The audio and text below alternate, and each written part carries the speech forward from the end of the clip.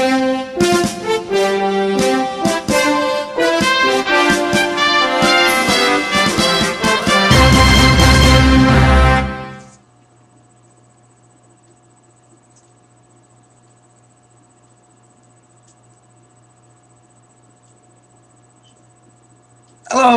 Weeding Freak 976 with the truth, the whole truth, and nothing but the truth. This is a video response to a nice young man who is becoming a, I actually kind of like the kid, even though he's a libertarian. Don't worry, kid, nobody's perfect. But he made a video saying that I really didn't tell the truth about the libertarian destroying the economy. Well, I have some more proof here. First off, I do want to make an apology that I did get Ayn Rand, who wasn't called an objectionist, but basically when you look at the philosophy of the objectionists and libertarians, they're basically, it's like the same between far left liberals and socialists. It's basically just different names.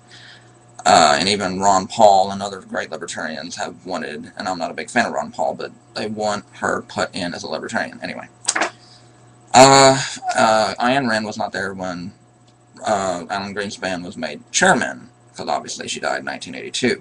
But she was there when he was sworn in to work for the Federal Reserve, working his way up. Okay, first off, I just gotta say, if you don't think the free market has ruined our economy, well, sir, do you really realize that in the last 30 years, we have basically been deregulating. These are facts. Reagan, Greenspan, and the rest of it, even when Clinton was in there, you know, even with Obama in there hasn't been much done on regulations. The thing is that with the last 30 years, we have become more and more of a free market. It's not completely a free market, it never will be. No country has ever been a completely free market, but when, like in Iceland again, back in the early 21st century, when you privatize banking and let the banks pretty much do what they want, set their own interest, let them give out whatever loans they want, blah, blah, blah. I've talked about this stuff before. Look what happens. Every time. Someone cannot name me one example of even a 70% free market working. Not one. And the robber baron's a myth. Okay. Alright, you guys like to talk about the robber barons. John D. Rockefeller monopolized oil under a Standard Oil Company. And these all happened, folks, between the Gilded Age, between the Civil War and World War I. P. Morgan dominated finance. Andrew Carnegie, steel, and James Hill, the railroad industry. They plotted, folks, and got their businesses monopolized. They pretty much were the only game in town. Sure, there were like maybe other people, one or two, but not much, and it wasn't much at all. Nobody else really stood a chance. It wasn't until the monopoly regulations were really put in that the monopoly started to disappear. You know, I keep hearing older people talk, like, I remember my old mom-and-pop drive-in, my old mom-and-pop store. Well, you don't see those no more, hardly. Everything's got to be a chain, a food chain, a grocery store chain. Yeah, I used to remember going over to our local Best Way or something in McDowell, Kentucky. But guess what? There's not one there now. You know, I talked to an old friend, and they said that it's now a Myers. Myers, Walmart, Target, all these stores are store chains. You hardly don't see a whole lot. They're still around, but like little small bakeries and stuff.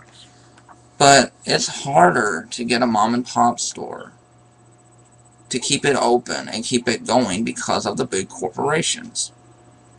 How did they get this way? Governments won't step in and say, no, you cannot buy up this company. No, you can't just keep driving your price. You know, they would make their prices to where it was uncompetitive for the you know. That's what Walmart does. They you know, everybody's like, well, they got cheap prices, and that's, you know, that's why they don't want us to raise the minimum wage and stuff. Has anybody ever thought of that? The better off people would do, you know what? They would probably shop more at mom and pop stores. But if you're stuck at minimum wage and can't do that well, guess what? You're going to shop at Walmart. You have to. What is it going to be? Shop at Walmart or starve? People are going to choose shop at Walmart, even though they don't want to. A lot of people I talk to don't want to go to Walmart. Anyway, back to the subject at hand. See, it's just making my point, though, that this laissez-faire free market just don't work.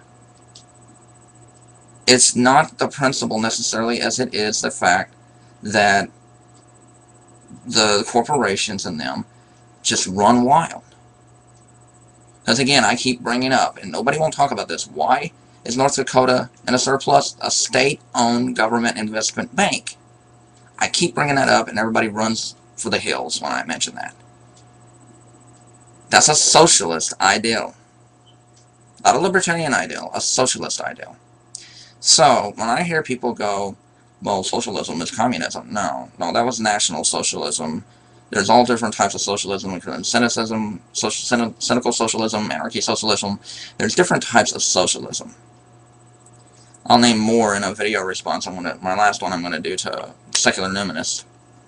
But there's different types of socialism. So when you sit there and say that socialism is basically all government control and stuff, maybe some of it, the Marxism is, but not maybe like the cynical socialism, which is wants the workers and stuff to control a factory and stuff. That's people control. That's not government control. That's people. And when you say that libertarians want freedom, free market, again, it sounds good on paper, but what you end up with is a monopoly, and nobody gets real freedom. Because companies get driven out of business, and see, the government's not supposed to interfere the second, and then if something fails, libertarians always blame the government. Because the government does give these corporations what they want. I'm not going to sit here and deny it. They give them what they want, because they're fed money by these corporations not to do nothing. The regulators are not supposed to do nothing. It's a ruse. It's a mirage. How many times do I have to keep saying it? And no one falls for it more than the Austrian economic people. If you want to be a libertarian, fine.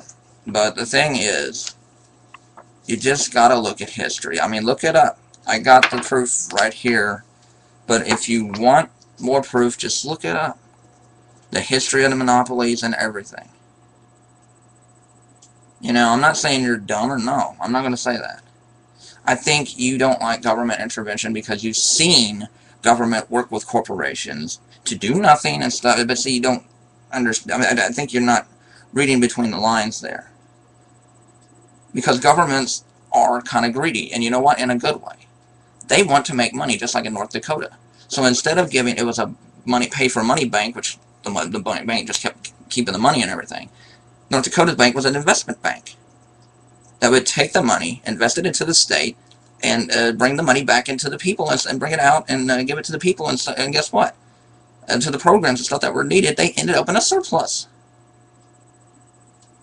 So there are some ideals of libertarianism I agree with, like government staying out of people's lives when it comes to gay marriage. Stay out.